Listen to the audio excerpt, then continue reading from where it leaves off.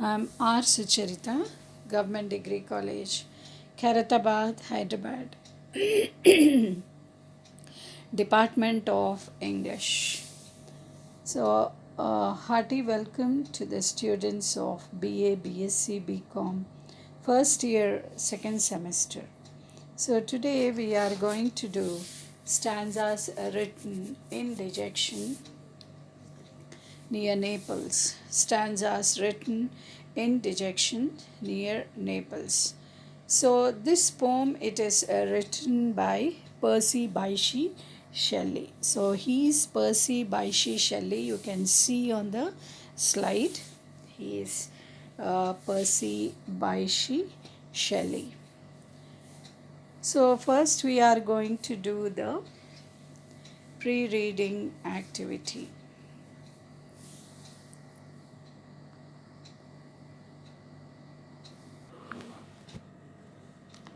So today we are going to do stanzas written in Dejection near Naples, which is written by Percy Bysshe Shelley. So now we are going to do the pre-reading activity. So this is the pre-reading activity. You can see in your textbook on page number 124 and 125 in your textbook. So the first pre-reading activity is what events or things make you unhappy or depressed? When somebody scolds me and when I did something wrong, it makes me unhappy and depressed. What cheers you up when you are sad? I usually listen to music and it cheers me up. Does being in a naturally beautiful location have any effect on your mood? Yeah, of course, being in a beautiful locations actually refreshes my mind, and it would be so beautiful. Okay, so this is the poem. Here on the slide you can see, and then this is the continuation of the poem. And now we are going to learn about P.B. Shelley. So the full name of P.B. Shelley is Percy Bysshe Shelley. He was born in the year 1792 and he died in 1822. He was an English poet, then born to a wealthy upper class family. He detested tyranny and institutionalized servitude. He was expelled from Oxford for publishing a tract entitled The Necessity of Atheism. Conservative English society, unable to tolerate his radicalism, forced him to leave England permanently. In 1818, Shelley's poetry shows a remarkably fine blending of idealistic message, precision of imagery, and captivating melody. His works express his ardent faith in the progress and perfectibility of man. As a master of lyric poetry, he is unfailingly musical. The stamp of his poetic genius is clearly visible in lyrics like Alastair to a Skylark, Adonias, and in verse dramas like Prometheus Unbound. So I told you that the full name of P.B. Shelley is Percy Bysshe Shelley, and as we have seen, he is born in the year 1792 and he died in 1822, and he is an English poet. He is born to a wealthy upper class family, and he belongs to an wealthy family, that is the upper class family. So he detested the meaning of detest is to hate tyranny means it is cruelty. So he hated this cruelty and he also institutionalized servitude. Servitude is nothing but it is slavery.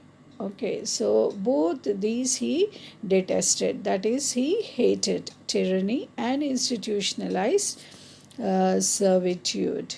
And then he was expelled from Oxford for publishing a tract.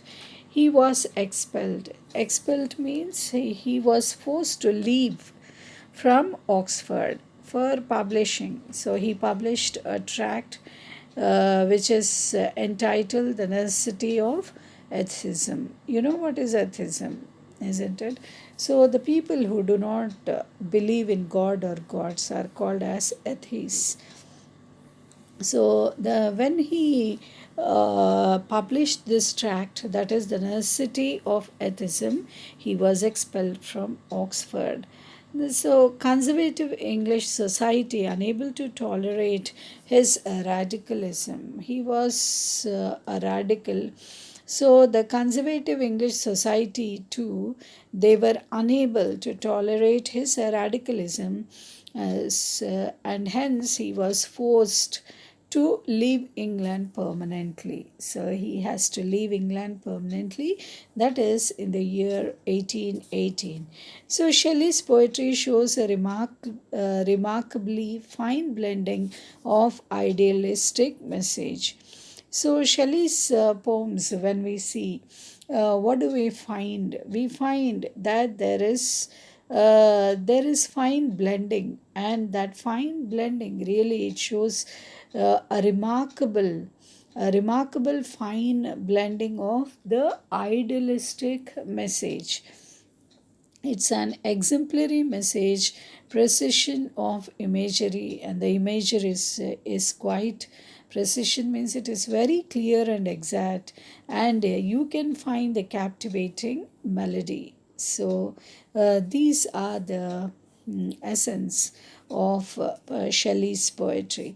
So his works express his ardent faith in the progress and perfectibility of man. So his faith it deals with the progress, and it is not only the progress, but it is also the perfection, the perfectibility of a human being or a man. So, as a master of lyric poetry, he is unfailingly musical. So, he is a lyricist, he is a master of lyric poetry, and not only that, he is unfailingly musical. You can enjoy the music in his poems, which he has written. So, the stamp of his poetic genius is clearly visible in lyrics like Alastair.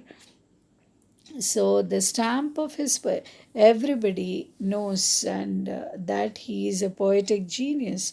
So he is the stamp of his poetic genius, and it is clearly visible in the lyrics which he had done. The first one is Alastair, Alastur, and then to a skylark, Skylark,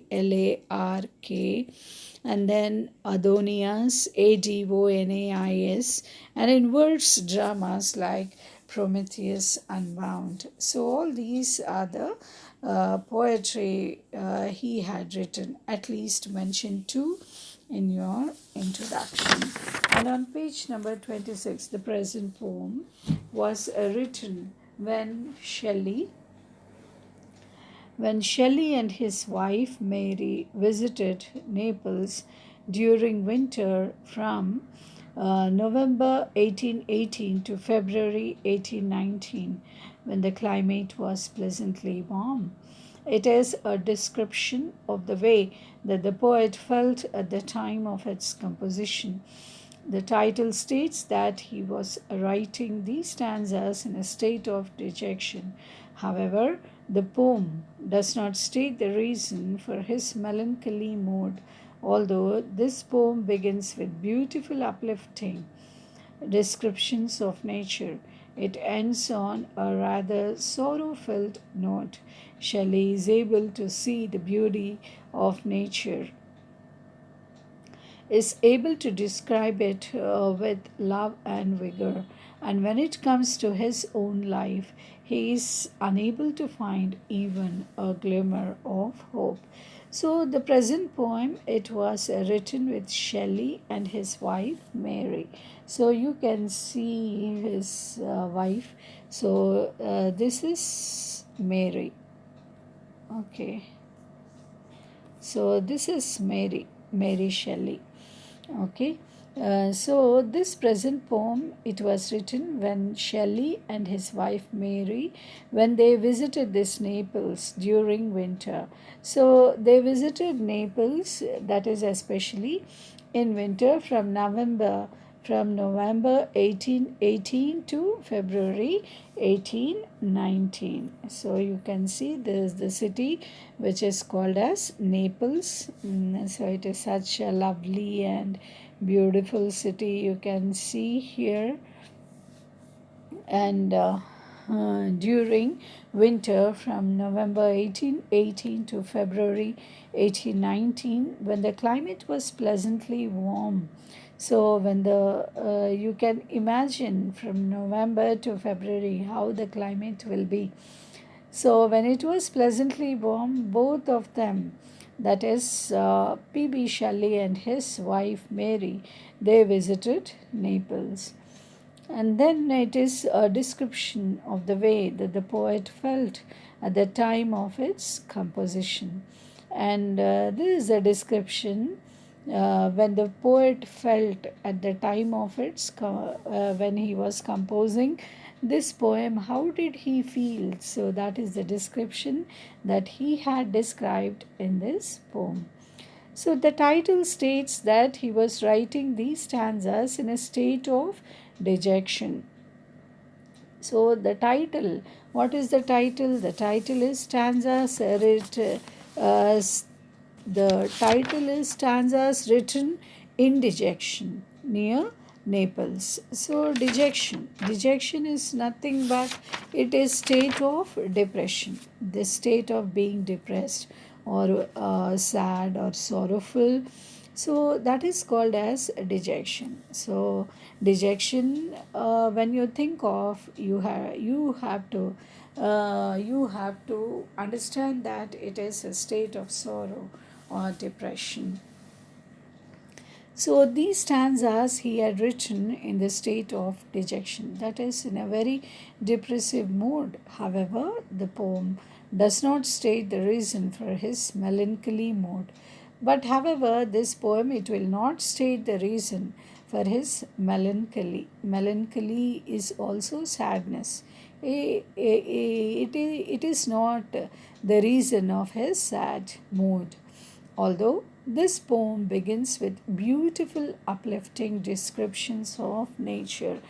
So, when you read this poem, you get so many images in your mind, especially the descriptions, the beautiful descriptions of nature you will be finding and you will be enjoying. It ends on a rather sorrow filled note. And how is the poem ending? It is ending with a sorrow filled note. So Shelley is able to see the beauty of nature. So P.B. Shelley, he is able to see the beauty of nature here in the poem. And then he is able to describe it with love and vigor. So, and how is he describing? How is he describing in the poem? He is describing with a lots of love and vigor. Vigor. Vigor is nothing but it is strength. But when it comes to his own life, he is unable to find even a glimmer of hope. But practically, when he thinks about his own life, or when he comes back to his own life, he is unable to find at least that is even a glimmer. That means a small sign of hope is called as glimmer, a glimmer of hope. So he is unable to find. So that is the state of the poet, that is P.B. Shelley. And Shelley was suffering from depression due to a number of reasons. So it is not just one reason. That's Shelley's suffering from sadness, but it is due to number of reasons. There are so many reasons for his depression or sorrow. And his first wife had committed suicide. He had first wife and she committed suicide, and the courts had taken from him the custody of his two children. And not only that, his two children, uh, that is his own two children, they were in the custody of the court. So that is the situation of P.B. Shelley. His poetry was neglected by the public, and the poetry which he had written, that was neglected by the public and condemned. Condemn is nothing but it was criticized by the critics, and he was plagued by financial problems, and he had lot of financial problems he had to face, because the poetry which he had written was neglected and it was condemned, it was criticized by the critics. So, however, it resulted in financial problems. And the next one is he suffered from poor health, and he did not have good health because of his financial problems. He could not take good diet or nutritious diet intake, and his wife Mary Shelley was estranged. And his wife too, that is Mary Shelley. I showed you the picture of Mary Shelley, and his wife was estranged. Estranged means she was no longer friendly and she was living separately. Who was very close, now she is estranged and she is no longer friendly with P.B. Shelley from him following the death of their daughter. So his daughter also died. So what did Mary Shelley do? She estranged. That means she left him following the death of their daughter. As soon as the daughter died, immediately she left him. So in this poem, the poet's state of dejection is artistically placed. So there's so many reasons are there for his dejection or for his depression. So the first thing is we have seen that his first wife, she committed suicide, and the second is the two children are in the custody of the courts, and the third reason is his poetry is neglected by the public and it is condemned by the critics. And the fourth reason is he was facing a lot of financial problems. And the fifth reason is he suffered from poor health. And his wife Mary Shelley, she estranged him following the death of their daughter, and this is the sixth reason. So there are so many reasons for his depression. So like that, in this poem, the poet's state of dejection is artistically placed in a sharply contrasting setting that effectively emphasizes the dejection. So, effectively emphasizes, it is throwing stress or it is putting focus on the dejection. That is what it is sharply contrasting, and it is artistically placed. The state of dejection is artistically placed and it emphasizes, that is, it stresses the dejection. So, this is the little introduction of P.B. Shelley, that is Percy Bysshe Shelley. Now we are going to learn the glossary, that is city. City means here refers to the town of Naples. So this is on the slide, you can see it is Naples, and Florida, it is in USA. You can see on the slide. So, the town of Naples, the poet comments that the town seems also as quiet as solitude is. So, how is this town Naples described?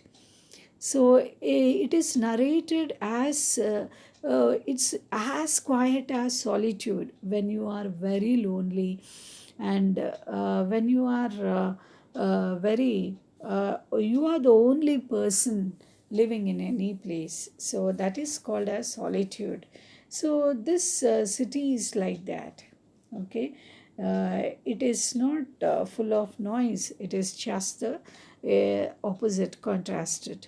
Okay, so here Naples, it is referred to as quiet as solitude is. That is the first meaning, and the second one is cold. Cold means it is dead. Dead is called as cold. And then deep. Deep means it refers to the sea. It refers to the sea. Now you can see the sea on the picture on the slide. So this is deep. Deep means refers to the sea. Then dejection. Dejection means a state of depression when you are in a sorrowful state or when you are very sad.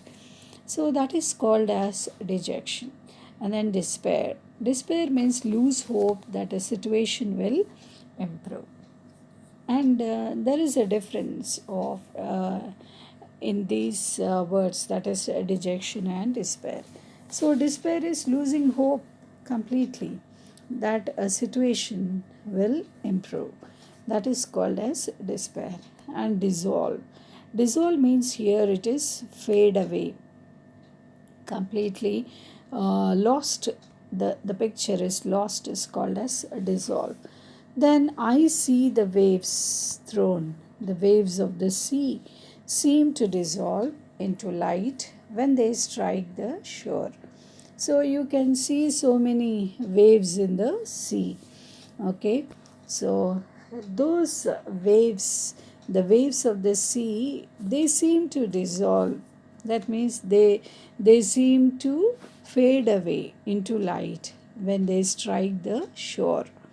So that is when we understand the poem, then we can very clearly understand about this sentence. I see the waves thrown. Then lament. Lament is to express sorrow or unhappiness about something. So, when you express sorrow or unhappiness about something, that is called as lament. So, lamenting, especially when you lose your loved ones or your beloved, so you express your sorrow or you express your unhappiness. So that is called as lament. And then linger, Linger, linger. Linger means to take a long time to disappear or die. In order to disappear or in order to die, it takes a long time. So that is only called as lingering. Then measure.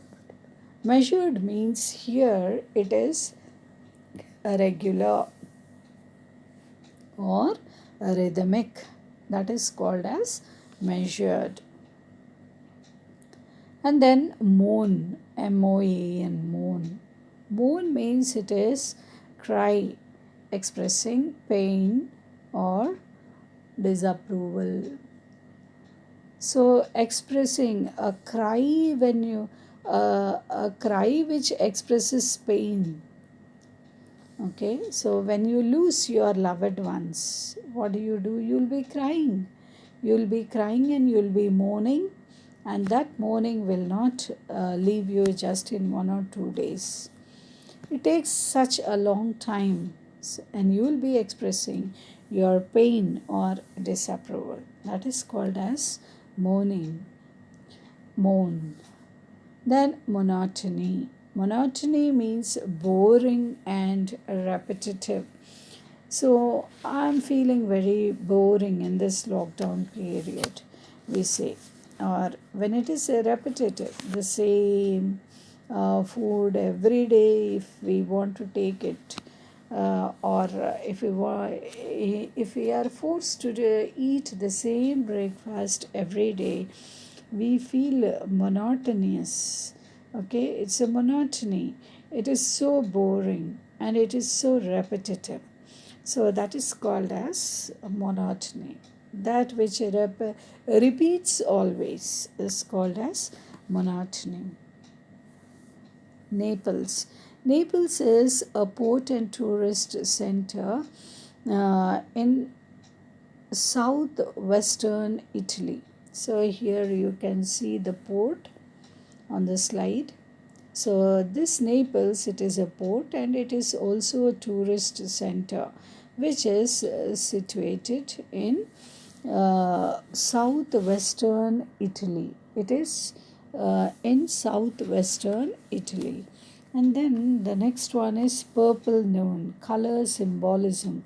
So here purple. So this is the purple color, and this has this purple color symbolism is purple is traditionally associated with something spiritual. Purple color is connected or it is related to something which is spiritual, that is which is our soul, or something pure and ideal. The color, it is related to the symbolism of something pure, that which is very pure, and not only that, it is ideal. Ideal means it is exemplary. So that is purple noon. Then solitude. Solitude means the state or situation of being alone. So here you see this person is alone here in near the sea. Okay, so this is called as solitude. Solitude means the state or situation of being alone is called as solitude. And then star showers. Star showers are they are called as meteor showers. So the meteor showers are called as star showers.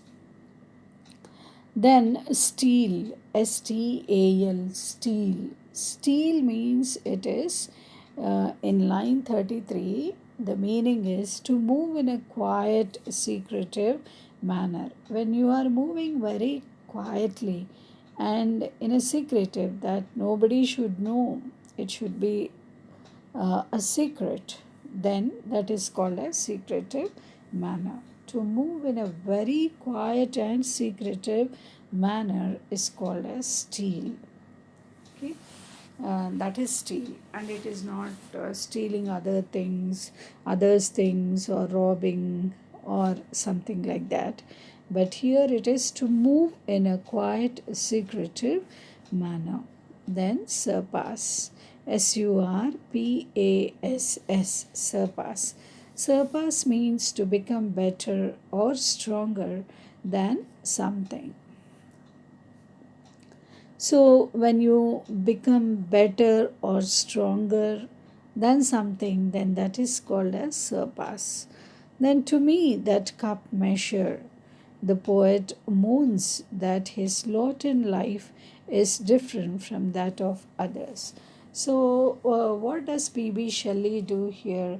He's mourning. That means he is crying. He is expressing his pain and his disapproval, and he's mourning in such a way, and he's comparing his life with others, and he says that my life is different from others. My cup of tea of life is different when compared to others. So here, to me, that cup measure means the poet mourns that his lot in life is different from that of others. His life cannot be compared with others' life. His cup of life is different, and it cannot be compared. And the last one is unexpanded buds. So, unexpanded buds means flower buds that are ready to blossom. Flower buds that are ready to blossom. So, here on the slide, you can see the flower buds. They are ready to open, or they are ready to blossom. They are matured. Okay, they are ready to open, or they are ready to blossom. They are called as unexpanded buds. So with this we complete the glossary here, and we'll go to the poem. Okay, we'll go to the poem. So the poem is here. So you can see on page number 124. You can open your textbooks and you can see. So the sun the sun is warm, the sky is clear, the waves are dancing fast and bright. Blue isles and snowy mountains where the purple noon's transparent might. The breath of the moist earth is light around its unexpanded buds, like many a voice of one delight. Excuse me. So the winds, the birds, the ocean flats, the city's voice itself is soft like solitudes. I see the deep's untrampled floor with green and purple sea weeds strewn. I see the waves upon the shore, like light dissolved in star showers thrown. I sit upon the sands alone. The lightning of the noontide ocean is flashing round me, and a tone arises from its measured motion. How sweet did any heart now share in my emotion! Alas, I have nor hope, nor health, nor peace within, nor calm around. The sage in meditation found and walked with inward glory crowned, nor fame, nor power, nor love, nor leisure. Others I see whom these surround. Smiling they live and call life pleasure. To me, that cup has been dealt in another measure. Yet now despair itself is mild, even as the winds and waters are. I could lie down like a tired child and weep away the life of care which I have borne and yet must bear, till death, like sleep, might steal on me, and I might feel in the warm air my cheek grow cold, and hear the sea breathe over my dying brain its last monotony. Some might lament that I were cold, as I, when this sweet day is gone, which my lost heart too soon grown old insults with this untimely moan. They might lament, for I am one whom men love not and yet regret, unlike this day which, when the sun shall on its stainless glory set, will linger, though enjoyed, like joy in a memory yet. So we find here, these are two stanzas here, and in the second you can find the rest of the stanzas. So, totally, we have five stanzas: one, two, three, and four, and five. So, these five stanzas, I'm going to explain them as a summary, each and every line, in the next video. Okay, so the poem once again will review what we have done. So the poem is stanzas written in Dejection near Naples, which is written by Percy Bysshe Shelley. And then we have done about Percy Bysshe Shelley. And the four or five important lines you can write as introduction of P.B. Shelley, that he was his complete name is Percy Bysshe Shelley, and he is born in the year 1792 and he died in 1822. He was an English poet and he is born to a wealthy upper class family. And the main things are he detested tyranny and he institutionalized servitude, for which he was expelled. Not for which, but he published a tract which is entitled as The Necessity of Atheism, for which he was expelled to leave Oxford.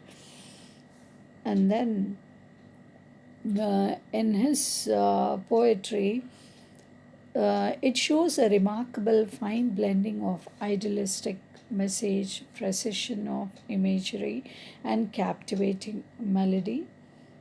And he had ardent faith in progress and perfectibility of man.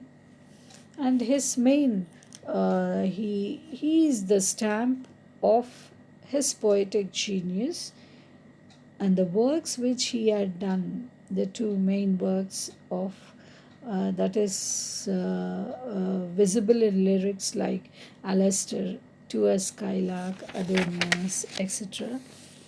And he is in a state of dejection.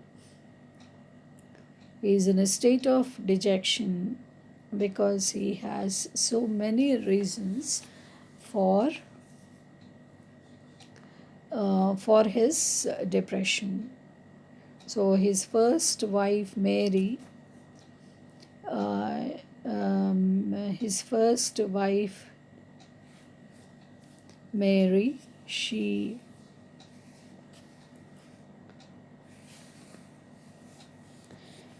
his first wife Mary, she had committed suicide, and the second reason is his two children, they were in the custody of courts, and his poetry was neglected by the public and it was condemned by the critics, and he was plagued with financial problems. He suffered with poor health, and his wife Mary Shelley too estranged him following the death of their daughter. So there are so many reasons for his depression.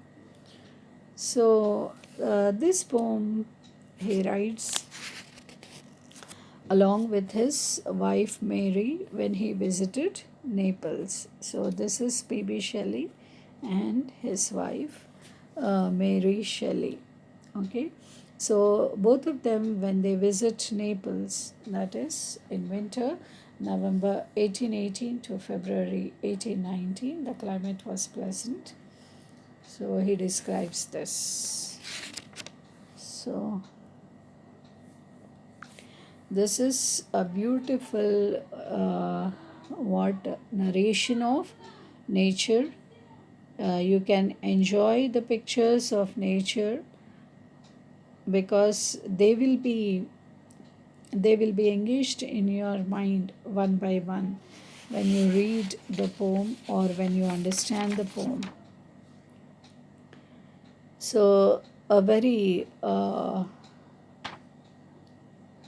a very good lyrics where you find in each and every stanza. Very good lyrics you'll be finding. And you can enjoy and you can see the beauty of nature. And he also describes it with love and vigor. When it comes to his own life, he doesn't feel any glimmer of hope. So this is the introduction that we have seen about P.B. Shelley, and we have also learned the glossary, that is meanings. And in the next video, we are going to learn the poem, each and every line of the stanza, and we are going to learn the summary of stanzas written in Dejection near Naples.